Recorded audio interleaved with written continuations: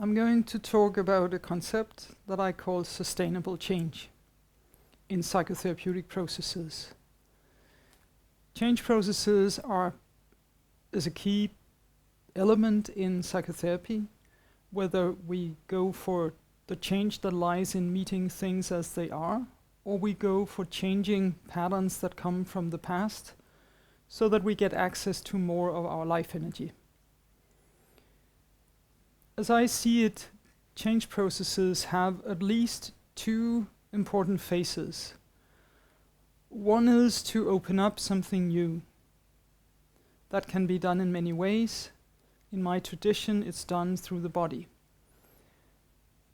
The other is less named, but it is how do we sustain change? When something new has emerged, how do we keep it? And in my personal experience, in my psychotherapy process, the latter has been the most challenging. In my psychomotor school experience when I was young, in my 20s, my experience was that we did a lot of body work. My body got stimulated by movement, by touch, in many ways, and lots of material opened up. I got in contact with more joy, with more sensuality, with more juice, with more mobility, which was great.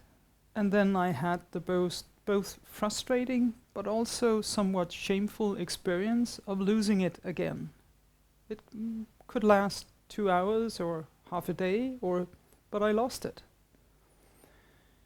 And then I worked a lot again to regain the resources, and then I experienced to lose them again, etc., which was this kind of roller coaster experience. And I'm just curious for you, listeners, to tune into if you recognize this kind of experience, that you, through psychotherapeutic processes, have gained resources, and that it has been somewhat challenging to keep them, to sustain them. In many of the groups I have taught throughout the years, I have asked the groups if they recognize this experience. And in the beginning, to my surprise, lots of people put their hands up. So now I have realized that this is actually a quite normal phenomenon. So the next for me is to be curious about, so how does it actually happen when we lose, when we can't sustain what we got? Something opened up and then it's gone again. How does that happen? And my hypothesis, based on many years of work, is that it can connect to the phenomenon called hypo-response, which is a giving up strategy in the muscle system. So that psychomotor impulses that would support containment and orienting, they go into giving up. And if they do that, we literally can't sustain both memory and contact to resources.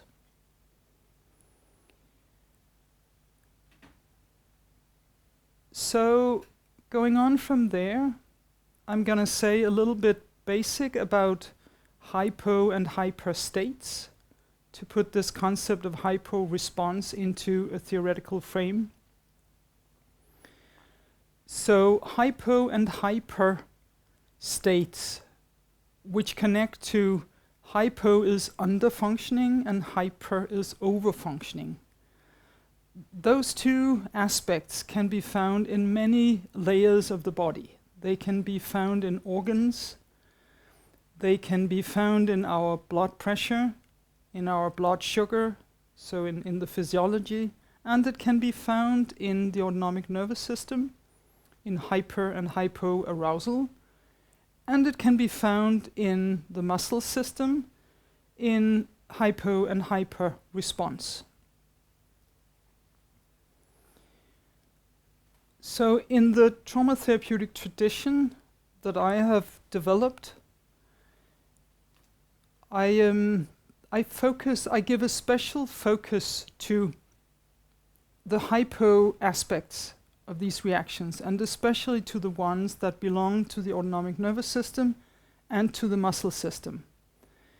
And in practical method, I always start with the muscles, because that's where we can deal with the lowest degree of giving up, which gives us a chance to learn how to modify this reaction before it has gone too deep. So the next part of this presentation is an invitation for you to join me in a practical guiding, where I'll invite you to try out what it's like to track both hyper-response and hypo-response, and especially focus on how to modify hypo-response by low-dosed muscle activation.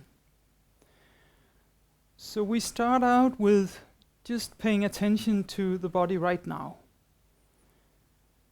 What are you aware of? How are you doing in your body right now? And we're normal people, and all of us will have both hyper-responsive tense parts in our muscle system. We will have some flaccid, hypo-responsive muscles, and we will have some balanced, filled-out muscles. And right now we'll focus on first tracking some of the hyper-response, the tension, and then after that going to the hypo-response. So let's just go for curiosity about where in each of our bodies right now can we track that we tense up. The normal places, the very normal places, are our shoulders, and I can feel it in my diaphragm, impacting my breathing. It could be your back, your lower back. It could be your legs, your calves, your stomach, your hands. Basically, it could be anywhere in your body. So just see what you find.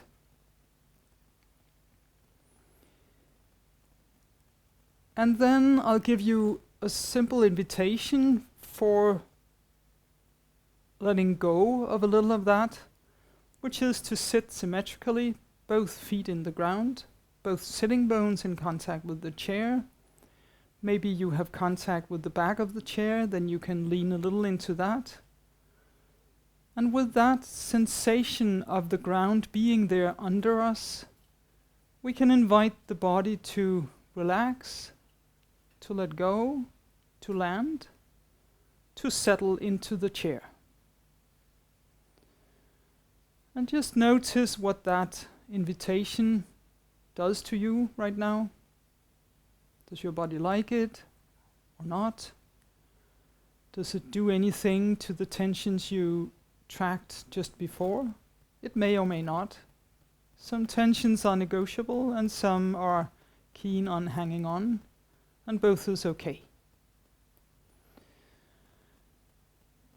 And then just notice how easy was it for you to track tension. The normal response to that, or a very normal response to that, is that it's relatively easy. Tension is somewhat noisy in the body, so we tend to be able to notice it. The next invitation is more unusual and can also be a little more tricky to track. The next question is, where is it you have the opposite, which is the hypo-response? Flaccid parts, parts with lower energy, parts that may feel a little sleepy, a little distant.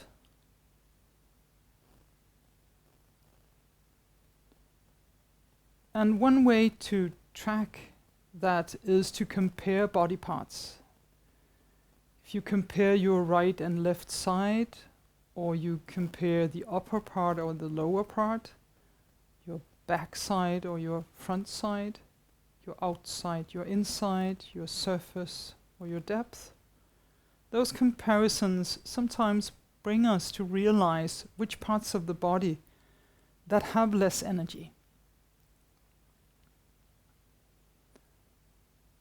Typical areas could be your front side, it could be your center area, your pelvic floor, it could be your feet, and with that your grounding. Could be the sensation of support in your back. Could be your hands and arms. Basically, it could be anywhere.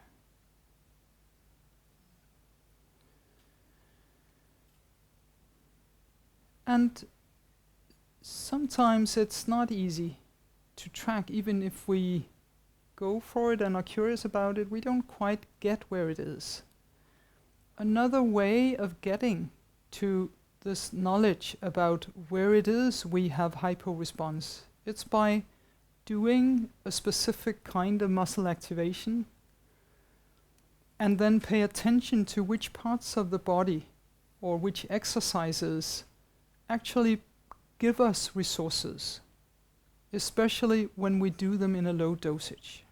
Because the places in the body that benefit from low dosing, they hold hypo-response.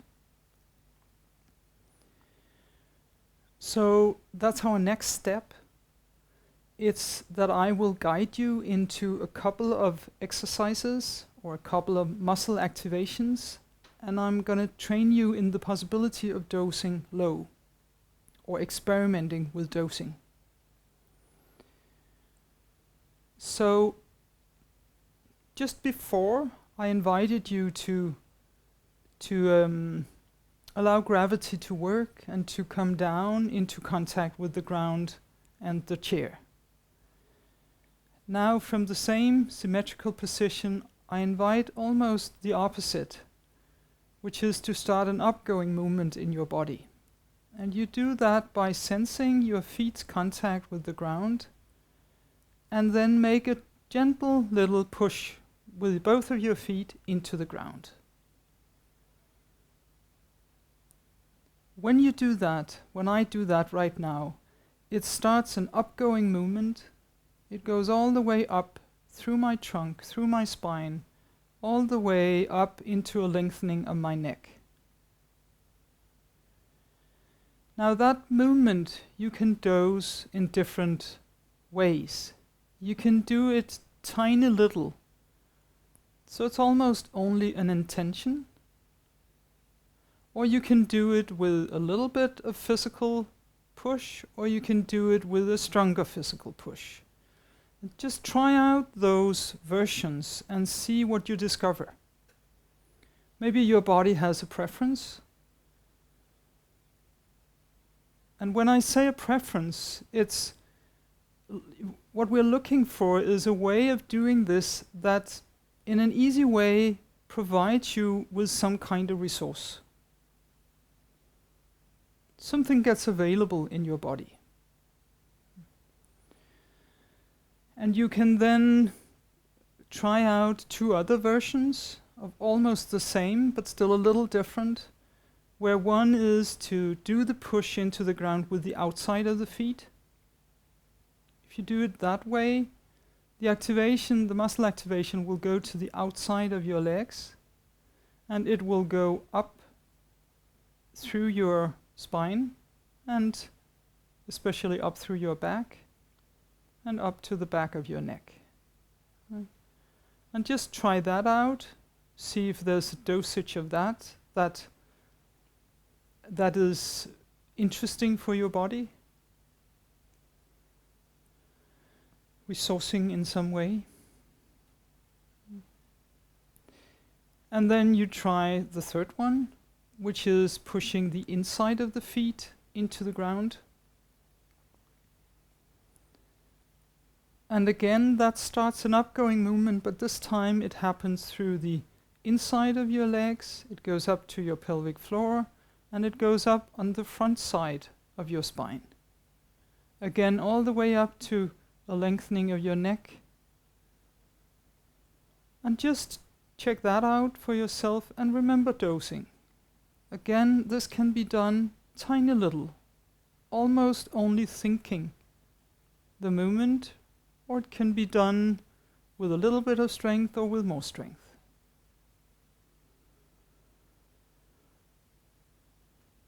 And part of the dosing process is also to allow yourself to select, to let go of what didn't work for you, and to select out what you prefer. So this is a time where if we were sitting in a group together, I would ask the group, so who benefited in some ways from activating the outside? And typical, there would be a subgroup for that. And if I ask about which type of resources people gain, it would be words like, it's like I get stronger, I get more support, I feel my boundaries, I feel clearer. And you may have other responses. I just give these to you as ideas. And then I would ask if there was also a subgroup, if there is a subgroup that benefited from pushing the inside down. And typical responses to what resources can come from that is that people get more gathered, they get centered, they feel more protected on their front side, more inside, more depth. My own version is I get a feeling of getting into a sense of being me. And then there's a subgroup typically that prefers the whole foot. And there could be many responses to what kind of resources come out of that. A little bit of both boundaries and centering, or something different. So just notice, was there any of this that worked for you, and what type of resource did you gain?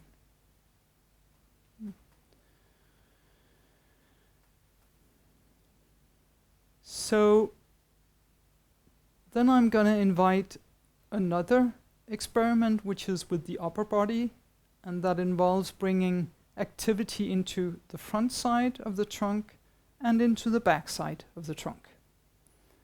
And we'll start out with the front side, and we will activate through using hands and arms. So the first thing I ask you to do is to put your fingertips together. Let your arms rest in your lap, so you're not working hard in your shoulders.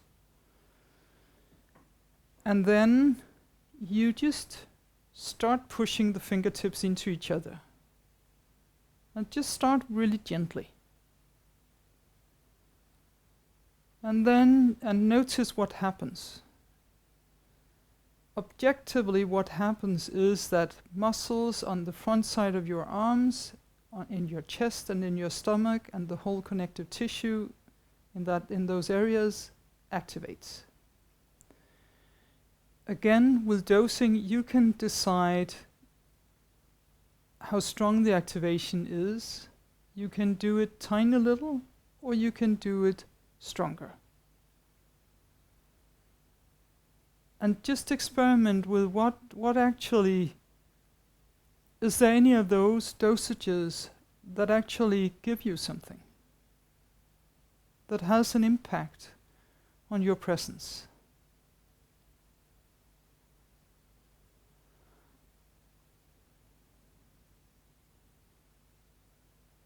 And then again, we can do the opposite. We can activate the backside. And you can do that either by just moving your elbows a little backwards. Or you can put your fingers like this, so they pull each their way. And also think elbows backwards. And again, if we think muscles, what happens is that the whole group of support muscles in the surface of your back, they activate.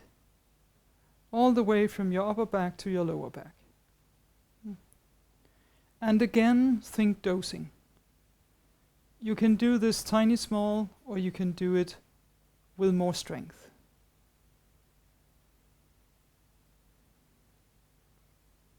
And you may discover in any of these exercises that doing it small actually feels stronger. So real strength from inside is not decided by how much physical strength you use.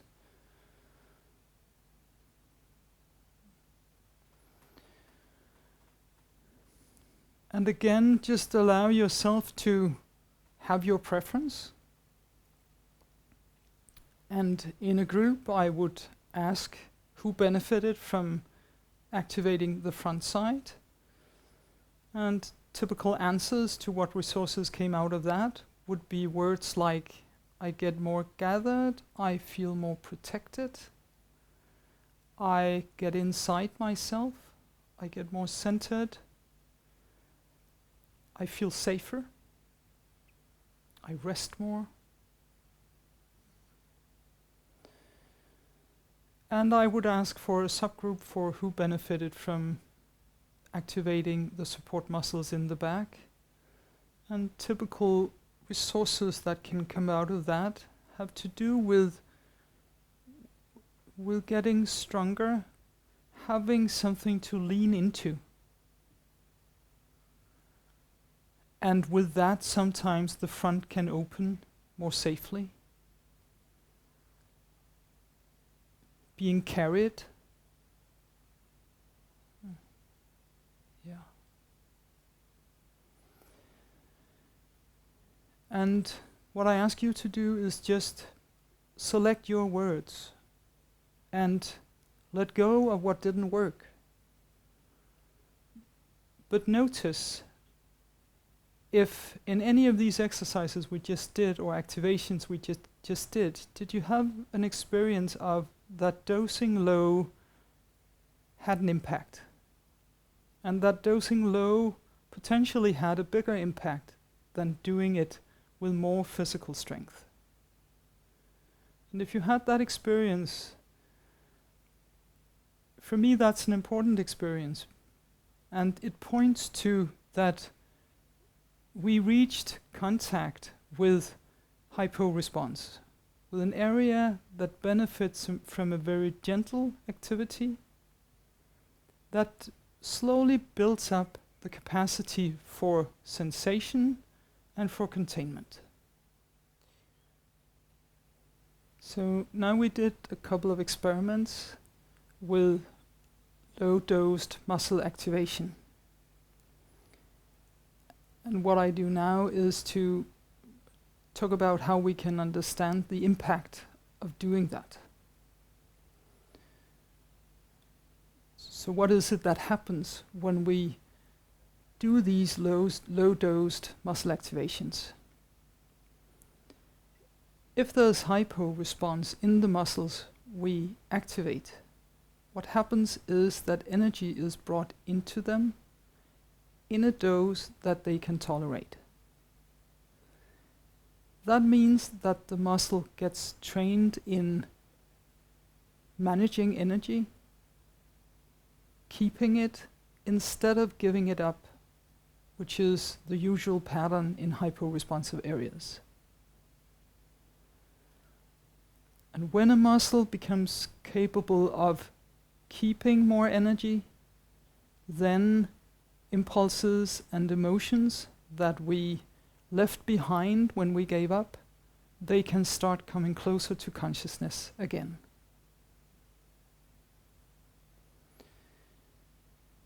All in all, that means that we get better containment, we get more psychomotor skills available, we orient better, we get less overwhelmed. Because hypo-response leads to overwhelm.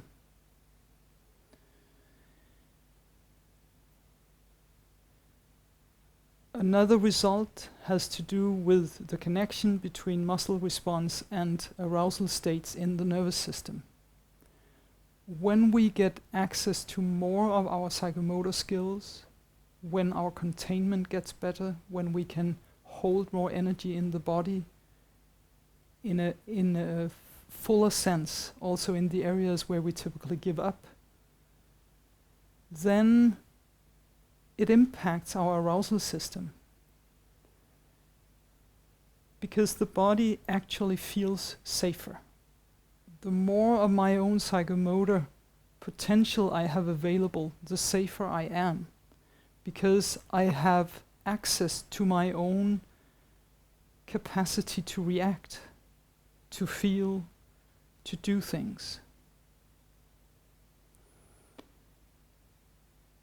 So with modifying hypo-response, the autonomic nervous system sometimes by itself starts either regulating down from hyper-arousal or regulating up from hypo-arousal.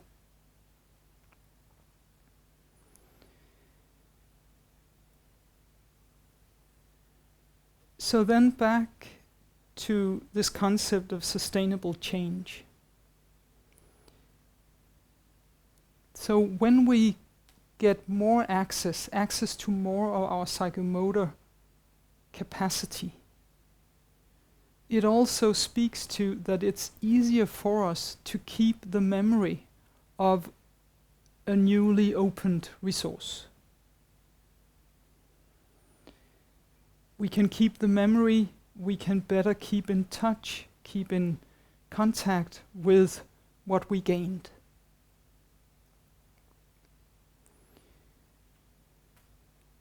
So if we then look at what happens in psychotherapy, I think we as psychotherapists all know this experience of having done a great piece of work with a client, new things opened up, and then the client comes next time and they have either forgotten it or they have lost it or lost the memory, or in a way it's gone. I know it, and I guess that you know it.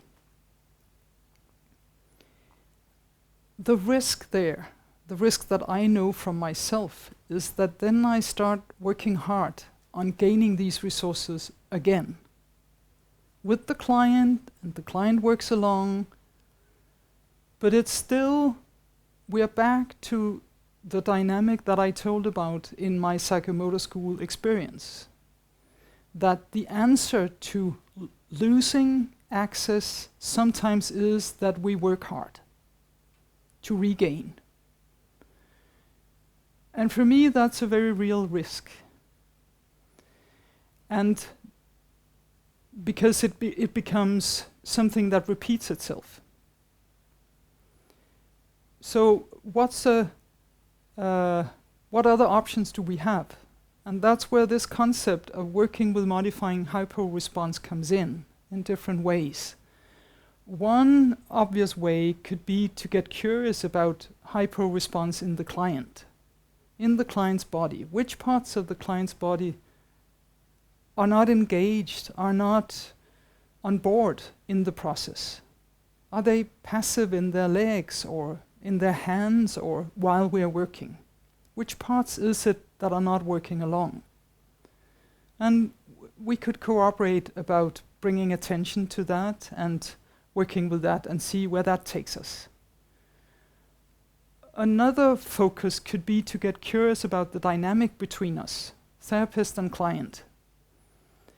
Because when the client keeps losing the change that's obtained, then the risk is that the therapy is working too hard. That the solution we go to is that, in a way, unconsciously, the therapist is trying to fill the gap of the hypo-response in the client. And that's easily done. And it very easily happens, because in a way, the hypo-response asks for it. There's a role induction from hypo-response which puts the activity in the other. Now, if we can just get curious together about that dynamic, it could give us more options. And as therapists, it could mean leaning back more into ourselves, maybe get curious about our own hypo-response in the situation, and getting curious about the hypo-response in the client.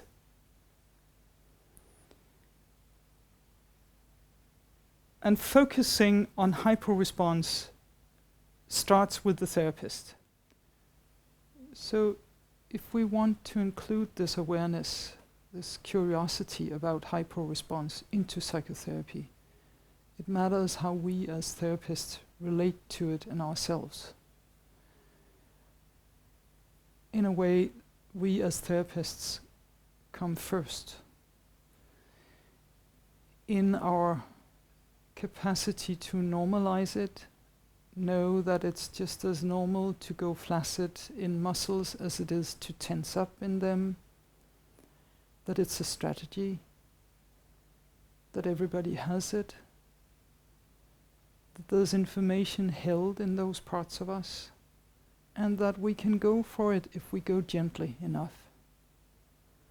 And all of that means widening ourselves so we include hypo-response as a part of us, included in our self-image, and also let go of the shame that sometimes connects to hypo-response.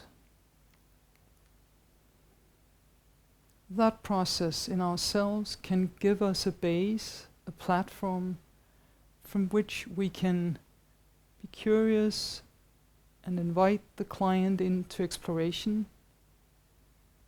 with curiosity and with gentleness.